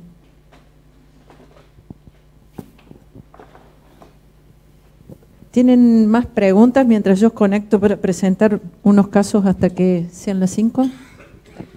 Yo quería hacer una pregunta al doctor Baroni con respecto a la fractura de la espina tibial, doctor.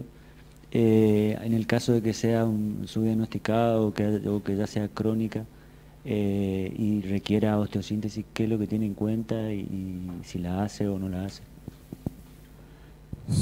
Sí, generalmente las fracturas de espina tibial, generalmente donde se hace más hincapié es en los adolescentes, ¿no? Pues muchas veces, como yo les había mostrado ahí, los tipo 1 y tipo 2, generalmente cuando son más pequeños, realmente el tratamiento cuando tiene la parte posterior, o sea, la parte posterior sana, generalmente eso le da cierta estabilidad y no requiere un tratamiento, una fijación. Con respecto a la estabilización, hay varios métodos de estabilización. Generalmente se puede estabilizar con los cerclajes, como les había mostrado, o si no directamente cuando son muy conminutas, generalmente se tiene que hacer como un trenzado a nivel del ligamento cruzado, y muchas veces la estabilización también con tornillo. La estabilización con tornillo muchas veces a uno no le da mucha seguridad, porque realmente el tornillo, si lo pone en forma vertical, tiene que prácticamente atravesar la metáfisis. Realmente lo mete en forma oblicua. Así que, y después lo que también se menciona es, generalmente en los chicos, en los adolescentes, en los pacientes adolescentes, perdón, es más el tema de la artrofibrosis, ¿no? Como hay que tenerla en cuenta. Por eso se le trata de dar movilidad antes de las 6 semanas para evitarla realmente. Y después las formas con minuta, muchas veces se le hace también, como el mecanismo generalmente es por abulsión, siempre se piensa que el ligamento cruzado está elongado, entonces se le hace como un lecho, a donde asienta, diríamos, la pastilla de inserción del ligamento cruzado, un lecho como para darle más tensión al ligamento cruzado. Yo quería hacer una pregunta a los dos. Tanto en las epifisiolisis de tibia proximal como distal, ¿en qué momento tomo la decisión de decir, bueno, le doy carga a este paciente? Qué difícil. Dependerá del tipo. Generalmente, si la epifisiolisis es, pura o tiene algún fragmento, generalmente el concepto, o sea, la epifisiolisis siempre queda que prácticamente a las 3 semanas la epifisiolisis pura está, diríamos, consolidado, está pegada, diríamos, 3 semanas, cuando es pura. Cuando tiene un fragmento, realmente se lo trata realmente como una fractura. De todos modos, creo que eso también depende de la edad, ¿no? Si no es un chico más pequeño o si realmente es un adolescente, ¿no?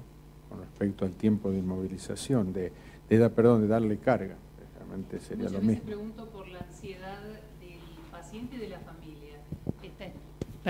Pregunto por la ansiedad del paciente y la familia. El paciente fue intervenido quirúrgicamente, tiene una osteosíntesis estable, te permite rehabilitarlo rápidamente, fantástico. Y ahí empieza la pregunta, ¿cuándo puede pisar? ¿Cuándo puede pisar? ¿Cuándo puede volver al deporte? 4 o 6 semanas mínimo. Depende la edad y todo lo demás, pero 4 mínimo, ¿no? Sí, porque uno realmente, yo creo que eso siempre uno lo que le queda todo en las epifisiolisis, pues yo me mostraba las complicaciones, no es el riesgo de esa fusión, no realmente que se vaya a desplazar. Por eso realmente es cierto, es difícil manejar por ahí la ansiedad, pero realmente uno trata de no darle importancia. Prioritario la protección de las islas. Sí. Voy a leer una pregunta acá que es para Carolina, pero bueno, la trataremos de contestar. ¿Cómo manejan en general la descarga de pacientes con fracturas de pierna y pie en niños menores, 2, 3, 4 años, que al calmar el dolor ya quieren pisar? Nuestro secreto es hacer el yeso con mucha flexión de rodilla para que no puedan pisar, pero pisan igual. ¿Vos querés contestar? Sí, en algunos casos tratamos de complicarles también la vida a los niños, y lo que les podemos hacer a veces es una especie de plataforma de yeso gruesita con la rodilla en flexión, de modo que terminen en una actitud que les sea dificultoso pisar, dándoles más flexión a la rodilla por periodo corto, y a veces agregándole algún tipo de refuerzo plantar que proteja, por un lado, la inmovilización y que por otro lado les dificulte un poco la carga. Pero debo confesar que muchas veces caminan igual. Presento un par de casos.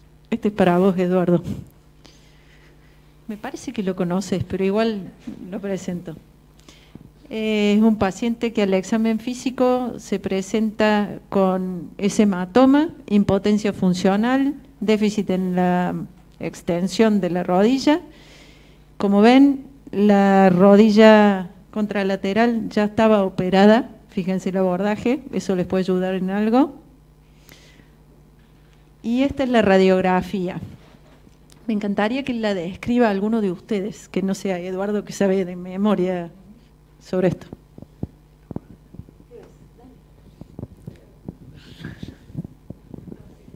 Bueno, a nivel de la tibia proximal se ve una lesión por abulsión de la TAT que afecta también la fisis y se hace intraarticular, o sea, sería un grado 3, ¿no?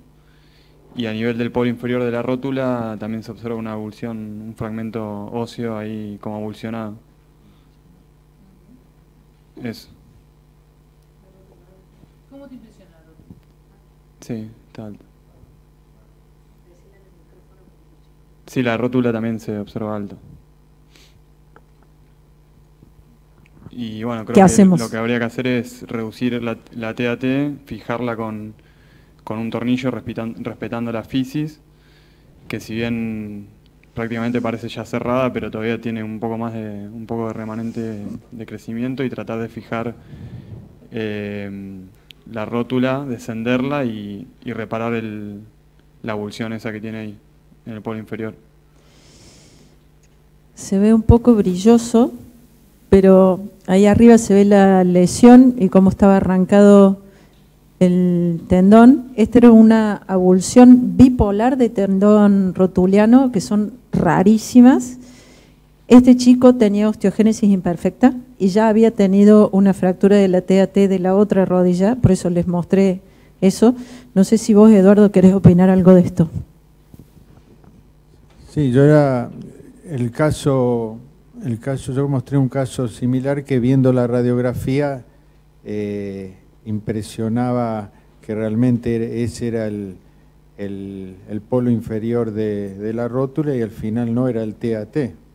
O sea, por eso, ese se comportó por eso, sí, realmente es bastante interesante.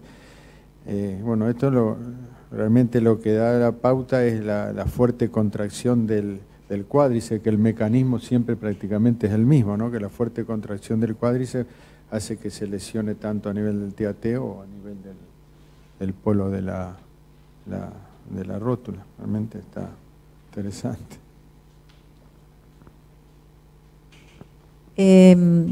Obviamente, como bien lo describió Eduardo, reducción anatómica, todo lo demás, esta se tiene que hacer abierta, no hay otra forma, pero aparte de reducir la rótula y la TAT, el mensaje que nos dejó este chico es, como ya había tenido una lesión similar y no lo habíamos estudiado, buscar la patología de base, y este tenía una osteogénesis imperfecta.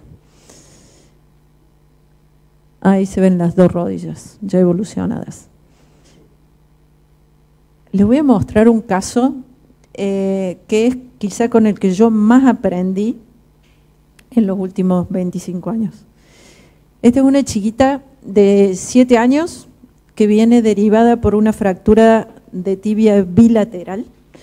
La había aplastado un portón y venía con yeso inguinopédico bilateral. Tenía fractura de las dos tibias.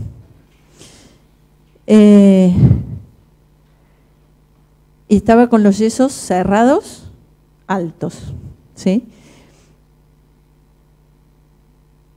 Al ver la fractura de la tibia izquierda, y como bien dijo Carolina, las cuñas de yeso todavía están disponibles, y por ser una paciente a la que no le quería hacer gastar plata, porque era particular, no le cubría ninguna obra social, yo decidí hacer una cuña en el yeso. Hice la cuña, bastante mejor el eje de la tibia, pero una semana después, al controlar la cuña de la tibia, me encontré con que tenía una fractura de fémur distal. Esa es la placa de control. Una semana después, una epifisiolisis completa, tipo 1, con desplazamiento absoluto. Para matarse. A partir de ahí, cada paciente derivado que viene con yeso, se lo saco el yeso y lo reviso entero. Esta hace muchos años, pero llevó mucho trabajo. Obviamente, esta fractura, ¿alguien la quiere describir? ¿Qué hacemos? ¿Qué hago con esto? Una semana lleva de evolución. Ustedes que tienen micrófono, o pasalo para atrás. Las chicas están en el Garraham, saben un montón. Bueno, esto usted era una epifisialisis grado 1, Salter y Harris, del fémur distal. El tema es que llevado una semana, la realidad es que no sé cuál es la viabilidad de... O sea, igualmente, obviamente, intentaría una reducción lo más anatómica posible. Por supuesto. Pero no sé cuál es el pronóstico. Y yo diría que malo. Malo, bueno, sí, es malo, o sea, pero le intentaría igual ya. la reducción. Y si no llevara una semana, lleva 3 horas. ¿El pronóstico es bueno? No, el pronóstico es malo, pero la reducción... Ahora es peor. Es peor. Claro, estoy de acuerdo con vos. Sí, espera que te doy el micrófono. O venís para adelante. Cierto que estás diciendo. Bueno, por ahí ya se adelantó, pero en este caso que llevo una semana, las reducciones cerradas serían medias complicadas, ¿no? En este caso habría que hacerlo abierto directamente. Creo que uno cuando planifica esta cirugía tiene que pensar que la va a abrir, pero obviamente la probás a la reducción cerrada primero. Intentamos, sí, no la moves. Después de una semana no la moves. La abrimos por vía lateral. Si se fijan, la posición es para usar la rodilla para hiperflexionarla y de esa forma obtener la reducción como si fuera una supracondilia de codo, ¿no? Más o menos parecida. Bueno, se redujo sin mucha lesión. Le hicimos el enclavijado cruzado. Por supuesto, yeso, que aparte tenía las 2 tibias, así que tenía que seguir con yeso. ¿Y cómo fue la evolución natural? Se pegó, ¿y qué pasó? Hizo una barra. 7 años tenía, ¿no? O sea, el pronóstico es bien malo, porque tiene muchísimo crecimiento por delante, fémur distal, 70% del crecimiento del hueso es de ahí. Hizo la barra, ¿qué pasó? Esto se los voy a pasar rápido, así vamos a otro caso, pero bueno, le tuvimos que resecar la barra, después hizo un genovalgo y antecurvatum, así que aparte de resecar la barra, tuvimos que hacerle crecimiento guiado. Esa es la forma que resecamos la barra, que ya tuvieron la charla esa, me parece. Evolucionó el valgo, requirió después crecimiento guiado, por la discrepancia y por el valgo. Así que revisen los pacientes y no se olviden de sacar los yesos. Yo tengo que tiene como, si van a las placas, que tiene como un fragmentito muy pequeño y parece un tipo 2. Uno acá tiene la contra, como que, digo en el sentido, uno dice, porque vos fíjate que hizo la barra, ¿por qué no hace la barra? No, uno tiene la contra el tiempo que estuvo, ¿no? Pero realmente puede ser también una lesión que sea la evolución natural, como yo mostraba, esa las grado 2, y realmente tuvo, porque si vos te fijas, hay una anterior, me parece, de las primeras de todas. A ver. Y ves, si va arriba tiene como un fragmentito, como que puede ser, que puede ser también un tipo 2, y muchas veces, y hizo un cierre del lado externo, no solamente de toda la... Pero bueno, desgraciadamente es como, yo digo, bueno, uno tiene la contra que el tiempo que estuvo así, pero capaz que la evolución hubiera sido lo mismo que colocar. Por eso yo le he hablado hoy con respecto a la estabilización, que uno trata de hacer la estabilización con el elemento que le pueda llegar a provocar menos lesión a la metáfisis, ¿no?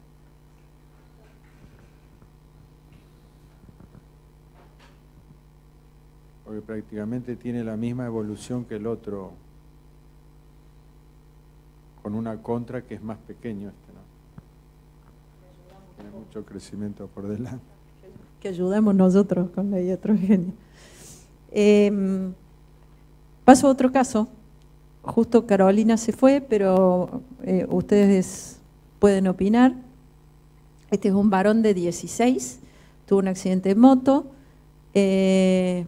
no sé por qué puse tratamiento, fractura de tibia y fractura de peroné. Uy, perdón, ya les dije, ¿qué hice?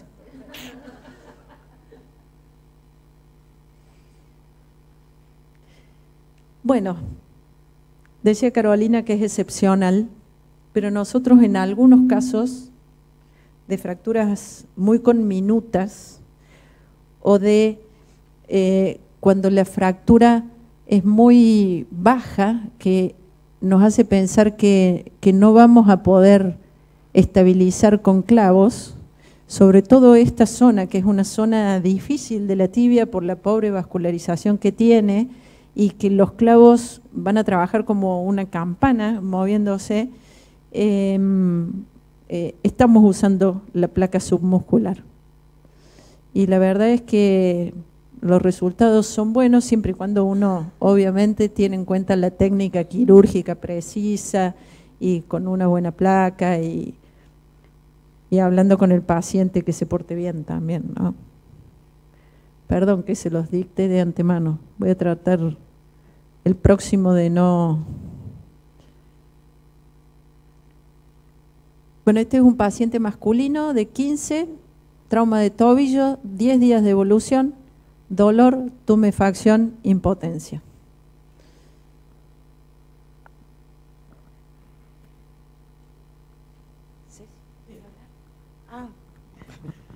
Bueno, para mí es un astilo, pero justo iba a hacer una pregunta sobre eso. El astilo sin desplazamiento, ¿igual le hace la osteosíntesis? Ahí igual le veo un poco en el perfil. No, exacto. Está perfecto lo que dijiste. Y a esta placa la traje a propósito por otra cosa, pero el astilo sin desplazamiento no requiere osteosíntesis. Con yeso solo anda bien. Nosotros evaluamos el desplazamiento más por tomografía computada que con la radiografía original. Y vemos que no coincide lo que uno se imagina en la radiografía con el desplazamiento que uno ve en la tomografía y se puede medir. Nos guiamos por la tomografía. Y lo otro que les quería mostrar es que habitualmente en estas fracturas usamos la radiografía de mortaja para evaluar mejor la tilo, porque hay algunas tilo que pasan desapercibidas que en la radiografía de mortaja, que es esta, es la placa del medio, se ve mucho más claro. Ves la sindesmosis, digamos, es una oblicua de tobillo. Generalmente la tilo se ve mejor en el perfil y acá está lo que yo te digo. Si vos ves la tomografía, generalmente el desplazamiento es mayor de lo que uno pensaría. Entonces la sugerencia nuestra es en la astilo tratar de hacer tomografía para tomar la decisión de tratamiento. Porque uno a veces es mucho más ávido de hacer tratamiento incruento hasta que ve esto. Si vos a tu hijo le ves este desplazamiento, lo vas a querer operar, se me ocurre, ¿no? ¿Ustedes cómo les va con la tomografía? ¿La piden? ¿Tienen experiencia? No, yo creo que es muy importante la tomografía y como habías dicho hoy también en las triplanares, porque aparte de la tomografía de darnos el grado de diastasis que tiene, nos da la dirección del trazo fracturario. Muchas veces cuando vos colocás un tornillo, básicamente te aclara mucho el trazo de fractura, que eso lo ves a través de ese corte que realiza la tomografía. Yo creo que es importante. A mí me ha pasado de canulado, no hablamos de poner un tornillo canulado. Y yo pensando que tenía que dejar pasar mucho tiempo, a los 8 meses lo quise sacar y realmente no pude. ¿Lo sacan apenas pega la fractura o se deja?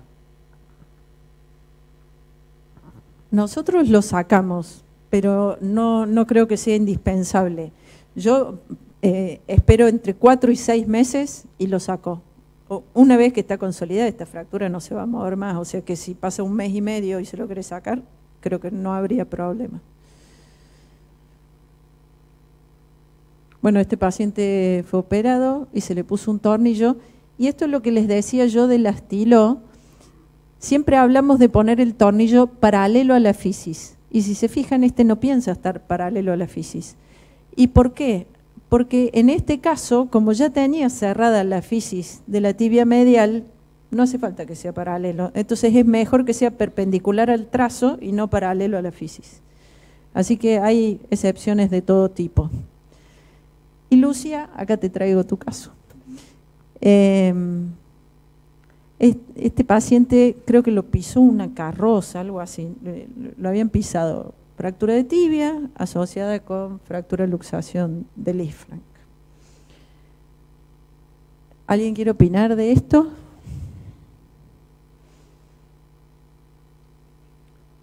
Estamos un poco cortos de tiempo y pasado, pero... Otra lesión, no tiene otras lesiones y ninguna fue expuesta. Bueno, comento yo. Obviamente, se trata, vamos a suponer que tenemos un paciente compensado. No requiere más que un ayuno mínimo, sedación conforme a las pautas habituales y hacer una maniobra de reducción, y dada la baja edad del paciente yo trataría de manejarme con elementos no roscados, con clavijas. No logro ver bien si la base del primer metatarsiano tiene asociada una fractura, me parece que tiene un fragmentito ahí fracturario. De cualquier manera trataría, bueno, de estabilizarlo con clavijas, obviamente a los huesos del medio pie, y como bien dijiste, que yo lo omití, este paciente requiere internación no menos de 24 o 48 horas y no se apuren por sacarlo de quirófano una vez estabilizado. Tómense sus minutos para ver que recupere la parte circulatoria, porque por ahí pasa el secreto. Mira, con una clavija lo pudieron estabilizar, con una sola clavija. Perfecto. Hizo un síndrome compartimental, estaba internado. Perfecto. Hay una entidad a la que los cirujanos le temen mucho, que es le llaman el síndrome post-revascularización, que ocurre cuando obviamente un paciente tiene una lesión vascular y se hace un bypass. Si bien puede tener compromiso sistémico para el paciente por la movilización de toxinas y de detritus y de mioglobina, etcétera, etcétera, a nivel local genera mucho edema que puede provocar, y bien lo saben ellos, un síndrome compartimental. En este caso, si el paciente estuvo a veces desde que se accidentó hasta que ingresó, desde que ingresó hasta que tuvo el ayuno, entró a quirófano y pasaron más de 4 horas, 3, 4 horas, cuando se hace la reducción y se restituye el flujo vascular, puede hacer un síndrome de revascularización y hacer tranquilamente un síndrome compartimental. Que le hicieron fasciotomía en varios, la fasciotomía debe ser en varios espacios. Recuerden que dijimos que tenía 9 compartimentos, entonces uno va evaluando, mira, ahí con una por ahí fue suficiente, 2 externas, perfecto, es un pie pequeño de 8 años, pero no escatima en abordaje y hay que llegar hasta el huesito, con lo cruento que parece, y con, no sé si la hicieron de entrada cerrado o la cerraron unos días después la fasciotomía. No, cuando hacemos fasciotomía la cerramos después, en un segundo tiempo. No, yo tenía una duda de si a las luxofracturas, después de la reducción, o sea, típicamente en un adulto, en una fractura del Lisfranc, uno le pide la tomografía para evaluar o analizar después el preoperatorio. ¿En los pediátricos también se hace o ya no hace falta? A ver, si uno tiene la oportunidad de contar en la institución en la que uno trabaja con un tomógrafo, y eso no me va a llevar 10 horas de espera, mientras el adulto o el niño, porque el adulto también es de patrimonio quirúrgico, sea a cielo cerrado o a cielo abierto. Entonces, mientras el paciente aguarda el laboratorio, la tira de electro, los estudios mínimos y el ayuno para ingresarlo a quirófano y uno cuenta con una tomografía, no hay demasiado inconveniente si esto no agrega morbilidad. En este caso, en un niño tan pequeño, no sé si es imprescindible.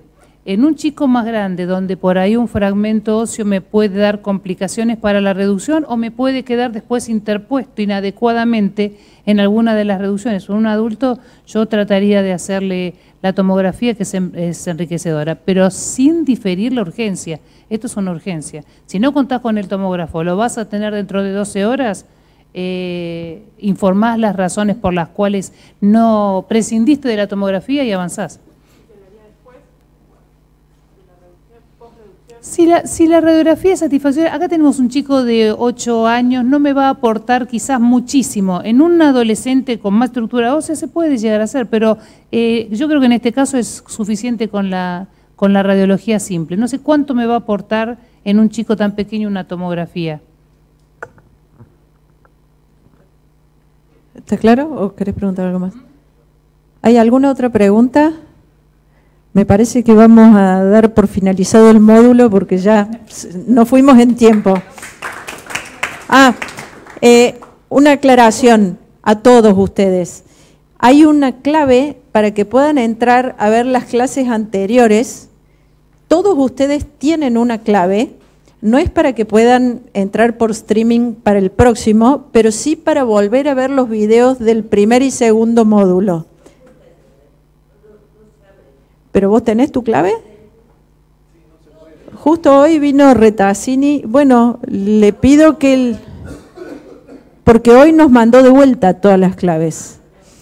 La diferencia es, se la pueden pedir a Leonor y confirmar que sea la que ustedes tienen, pero lo pueden volver a ver a los videos. El de hoy va a estar dentro de unos días. Esta noche recién se la van a mandar a Retazzini y él la va a cargar no sé cuándo.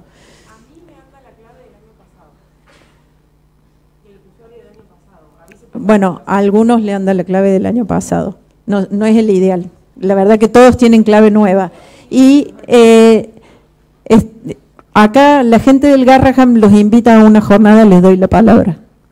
Chicos, no sé si, bueno, algunos ya sabían, si no les informamos que el 11 y el 12 de julio van a estar las jornadas de actualización en traumatología y ortopedia infantil en el auditorio del hospital. Van a haber invitados extranjeros, se va a basar sobre todo en cadera, trauma y reconstrucción de deformidades. El curso tiene un arancel de 3.000 pesos, ¿sí? Son 2 días con almuerzo y todo eso. Y no sé si me puedes subir un poco la imagen. Los que están interesados tienen que escribir al correo del Garraham que dice inscripciones, un poco más abajo. No sé si se puede. ¿Un poco más? Más, ahí. Son inscripciones .garraham.com.ar, ¿sí? Ahí les pasan los datos, el temario y bueno, la aplicación de las jornadas, si están interesados. Están invitados todos. Gracias, doctor. Gracias a todos y bueno.